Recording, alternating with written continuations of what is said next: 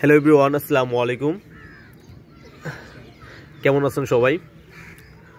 তো আমি আজকে আপনাদের সামনে যে ফল গাছটি নিয়ে কথা বলবো এটা হচ্ছে আপনার পেপিনো ফল।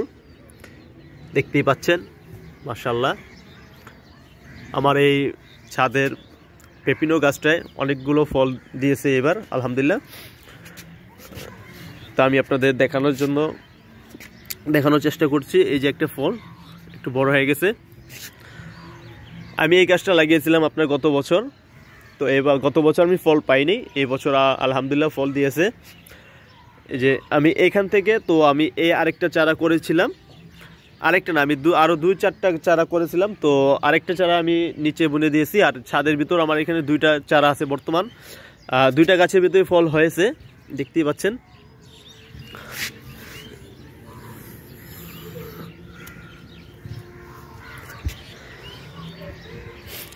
এই গাছটা দেখতে কিছুটা আপনার মরিচ গাছের মতো লাগে, আর এটা ফুলগুলো হালকা বেগুনো টাইপের হয়ে থাকে। দেখেন, এটা হচ্ছে আপনার লাতিন আমেরিকান ফল গাছ।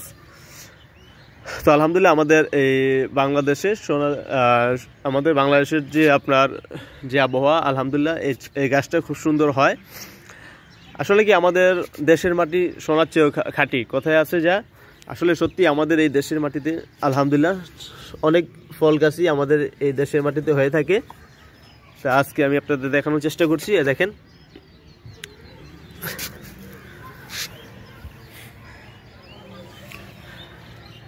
এই ফলটা যখন বড় হবে, এটার আপনার পরিপূর্ণ ফলের একটা ওজন হবে আপনার 300 থেকে 400 গ্রাম। আর ফলটা খেতে খুবই সুস্বাদু, কিছুটা বাঙ্গি টাইপের হয়ে থাকে।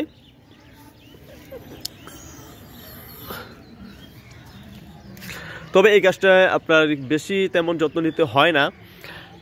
তবে এটা আশেপাশে কিছুটা আপনার গোবরের যে গরুর যে বৃষ্টি আছে, এগুলো কিছুটা আপনার ভেঙে দিলে সুন্দর হবে। চারোদিকে দিয়ে দিলে খুব সুন্দর এটার পুষ্টিগুণ হয়। তো এটা দেওয়ার কারণে আপনার ফলের সাইজটা ভালো হয় এবং ফুল থেকে ফল হওয়ার সম্ভাবনা বেশি থাকে।